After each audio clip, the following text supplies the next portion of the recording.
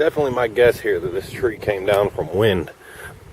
But I also think it might have got struck by lightning here, possibly before it came down, because we're finding charred pieces along the tree.